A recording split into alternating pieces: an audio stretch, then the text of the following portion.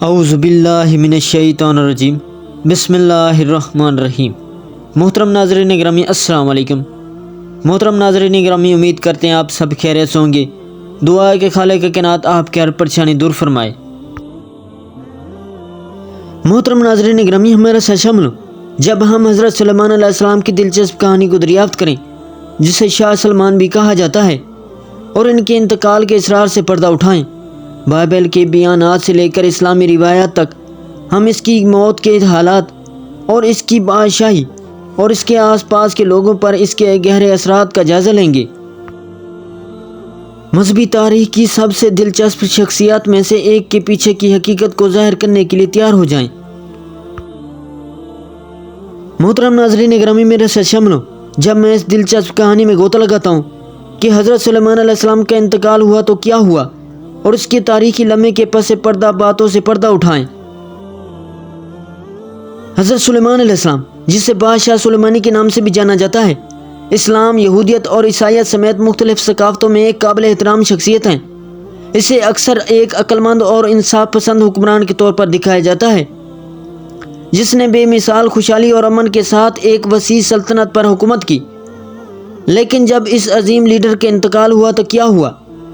آج ہم اس کی دلچسپ کہانی کو دریافت کرنے جا رہے ہیں کہ ان کی موت کے بعد کیا ہوا، اور اس کے تاریخی لمحے کے پس پردہ باتوں کو ظاہر کریں گے۔ جب حضرت سلیمان علیہ السلام کی وفات ہوئی تو ان کی سلطنت اچانک بے یقینی میں ڈوب گئی۔ فوری چیلنج جانشینی ایک واضح لائن قائم کرنا تھا، کیونکہ اس کا بیٹا رہبام لوگوں میں مقبول انتخاب نہیں تھا۔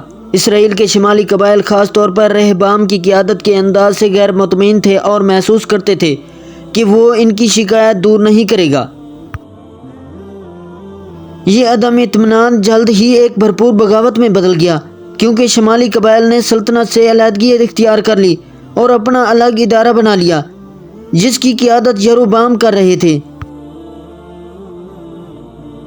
ممکنہ اقتدار کی کشمکش صرف شاہی خاندان تک محدود نہیں تھی۔ بادشاہی کے اندر مختلف دھڑوں بشمول پادری، فوجی اور امراء سب کے اپنے اپنے ایجنڈے اور نظریات تھے کہ حضرت سلیمان علیہ السلام کی جانشینی کسے کرنی چاہیے۔ اس نے اتحادیوں اور قابضیوں کا ایک پیچیدہ جال بنا دیا، جیسا کہ مختلف گروہ طاقت اور اثر و رسوخ کے لیے لڑ رہے تھے۔ صورتحال اس حقیقت سے مزید پیچیدہ ہو گئی کہ حضرت سلیمان علیہ السلام کی وفات سے اقتدار کا ایک خلا پیدا ہو گیا تھا، جس نے بیرونی قوتوں کو مملکت کے معاملات میں مداخلت کا موقع فراہم کر دیا تھا۔ حضرت سلیمان علیہ السلام کی وفات کا سلطنت کے روحانی اور ثقافتی تانے بانے پر بھی گہرا اثر پڑا۔ اس کے پیروکار غم زدہ تھے اور نقصان کا احساس محسوس کرتے تھے، کیونکہ وہ اس کے دانش مندانہ قیادت اور رہنمائی کے عادی ہو چکے تھے۔ قیادت کی منتقلی خاص طور پر چیلنجنگ تھی، کیونکہ نئے حکمرانوں کو عوام کی نظروں میں اپنا اختیار اور قانونی حیثیت قائم کرنی تھی۔ حضرت سلیمان علیہ السلام نے اپنے دور حکومت میں جو اعلیٰ معیارات مرتب کیے تھے، ان کے پیش نظر یہ ایک مشکل کام تھا۔ جیسا کہ حضرت سلیمان علیہ السلام کے پیروکاروں نے ان کے انتقال کو پورا کرنے کے لیے جدوجہد کی، انہوں نے ان کی میراث اور ان کی زندگیوں پر اس کے اثرات پر غور کرنا شروع کیا۔ انہوں نے اس کی حکمت، اس کے انصاف اور اس کے لوگوں کی فلاح و بہبود کے لیے اس کی غیر متزلزل عزم کو یاد کیا۔ انہوں نے اس کی عظیم تعمیراتی کامیابیوں کو بھی یاد کیا، بشمول یروشلم میں مندر کی تعمیر، جو ان کے ایمان اور شناخت کی علامت بن گیا تھا۔ حضرت سلیمان علیہ السلام کی عدم موجودگی نے سلطنت پر گہرا اثر ڈالا، اور زیادہ عرصہ نہیں گزرا تھا کہ کوئی بڑا واقعہ رونما ہوا جو تاریخ کا دھارا بدل دے گا۔ شیبہ کی ملکہ، جو حضرت سلیمان علیہ السلام کی قریبی ساتھی اور دوست رہی تھی، انہوں نے اقتدار کی خلا سے فائدہ اٹھایا اور سلطنت پر اچانک حملہ کیا۔ اس اچانک حملے نے نئے حکمرانوں کو چوکس کر دیا اور وہ مؤثر دفاع کرنے میں ناکام رہے۔ بادشاہی افراتفری اور الجھن میں ڈوبی ہوئی تھی، کیونکہ شعبہ کی فوجوں کی ملکہ نے شہروں اور قصبوں کو فتح کرتے ہوئے پورے سرزمین پر حملہ کیا۔ شعبہ کی ملکہ کا حملہ مملکت کی تاریخ کا ایک اہم لمحہ تھا، کیونکہ اس نے طاقت کی نزاکت اور خوشنودی کے خطرات کو بے نقاب کیا۔ اس نے مضبوط قیادت اور مؤثر حکمرانی کی اہمیت کو اجاگر کیا، کیونکہ حضرت سلیمان علیہ السلام کی عدم موجودگی نے طاقت کا خلا پیدا کر دیا تھا، جس کا فائدہ بیرونی طاقتوں نے اٹھایا۔ اس واقعے نے مملکت کے حکمرانوں کے لیے ایک جاگنے کی کال کا کام کیا، جنہوں نے محسوس کیا کہ انہیں اپنے علاقے اور اپنے لوگوں کے دفاع کے لیے چوکس اور متحرک رہنا ہوگا۔ حضرت سلیمان علیہ السلام کی وفات کے بعد مملکت بے یقینی اور انتشار کے دور میں ڈوب گئی۔ اقتدار کی کشمکش، بغاوت اور بیرونی خطرات سب مل کر ایک پیچیدہ اور چیلنجنگ صورتحال پیدا کرتے ہیں۔ تاہم ان چیلنجوں کے باوجود حضرت سلیمان علیہ السلام کی میراث ان کے پیروکاروں کو تاریخ اور رہنمائی فراہم کرتی رہی۔ انہوں نے اس کی حکمت و انصاف اور ان کی فلاح و بہبود کے لیے اس کے عزم کو یاد کیا۔ انہوں نے ان خصوصیات کو اپنی زندگیوں میں نقل کرنے کی کوشش کی۔ حضرت سلیمان علیہ السلام کی میراث اور ان کے انتقال کے اثرات کے بارے میں آپ کا کیا خیال ہے؟ نیچے دیے گئے تبصروں میں میرے ساتھ اپنے خیالات کا اشتراک کریں، اور مزید تاریخی بصیرت اور دلچسپ کہانیوں کے لیے میری دیگر ویڈیوز دیکھنا نہ بھولیں۔ دیکھنے کے لیے شکریہ۔ حضرت سلیمان علیہ السلام کی وفات اور مسجد اقصی کی تعمیر کا واقعہ اسلامی تاریخ میں بہت اہمیت رکھتا ہے۔ یہ مقام حضرت سلیمان علیہ السلام کی قدرت، ان کی حکمت اور اللہ کی طرف سے انہیں دی گئی مدد کا درس ہے۔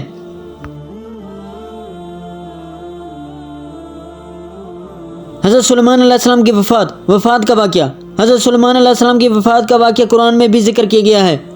جب ان کی وفات ہوئی تو ان کا دربار اور لوگ ان کی قدرت اور حکمت کو یاد کرتے ہیں۔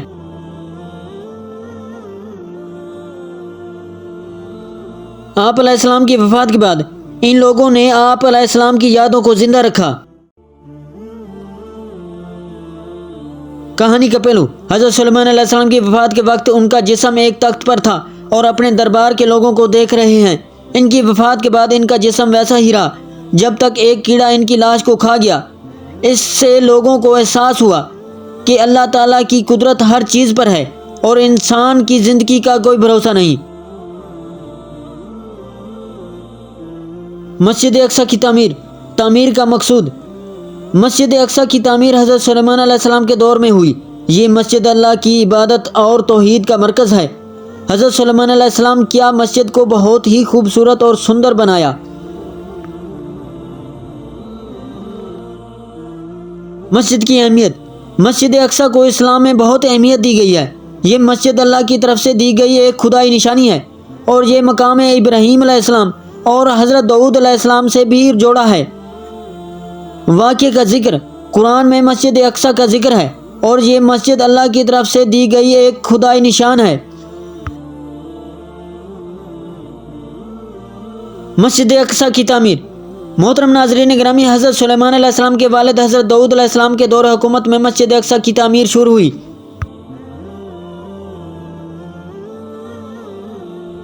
حضرت داؤد علیہ السلام چاہتے تھے کہ اس مرکز پر ایک ایسی عالیشان عبادت گاہ تعمیر کی جائے جو مسلمانوں کے لیے مقدس ترین اہمیت کی حامل ہو، لیکن حضرت داؤد علیہ السلام اپنی اس خواہش کو اپنے ہاتھوں پورا نہ کر سکے اور بیت المقدس کی دیواریں قد آدم تک بلند کر کے چھوڑ دی تھیں۔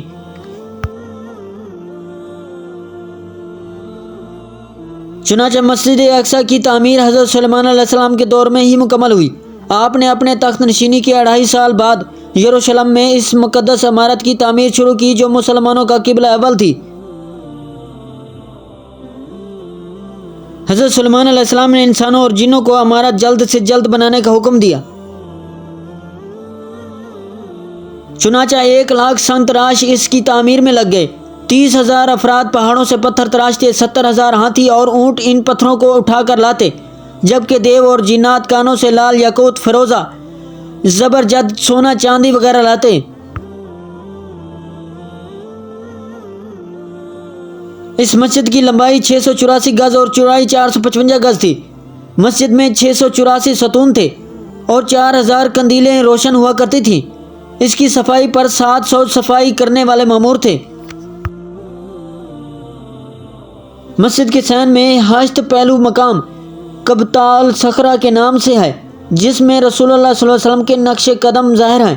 اس مسجد کی تمام زمین میں ایک ہاتھ بھی ایسی جگہ نہیں ہے جس پر کسی پیغمبر نے نماز نہ پڑھی ہو یا کسی فرشتے نے قیام نہ کیا ہو۔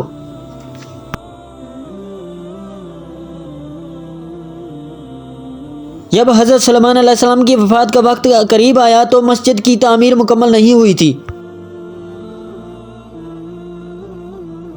چنانچہ حضرت سلیمان علیہ السلام نے اللہ تعالیٰ کے حضور عرض کی، یا باری تعالیٰ، اس وقت بیت المقدس کی تعمیر مکمل نہیں ہوئی، میرے انتقال کو پوشیدہ رکھا جائے تاکہ بیت المقدس کی تعمیر مکمل ہو سکے۔ آپ کی دعا قبول ہوئی۔ جنات نے شیشے کے محل میں حضرت سلیمان علیہ السلام کے لیے ایک معبد تیار کیا تھا اور آپ اکثر عبادت الہی میں مصروف رہتے تھے۔ آپ اس میں تشریف لے گئے اور اپنے عصا کے سہارے کھڑے ہو گئے۔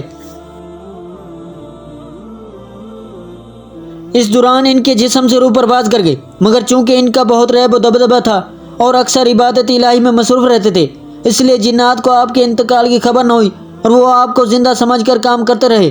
ایک طویل عرصے تک ان کا جسم عصا کے سہارے کھڑا رہا۔ جب دیمک نے عصا کو کھا لیا تو عصا ٹوٹ گیا اور آپ کا جسم زمین پر گر پڑا۔ اس وقت جنات کو معلوم ہوا کہ آپ کا انتقال ہو چکا ہے، چنانچہ وہ پہاڑوں کی طرف بھاگ گئے۔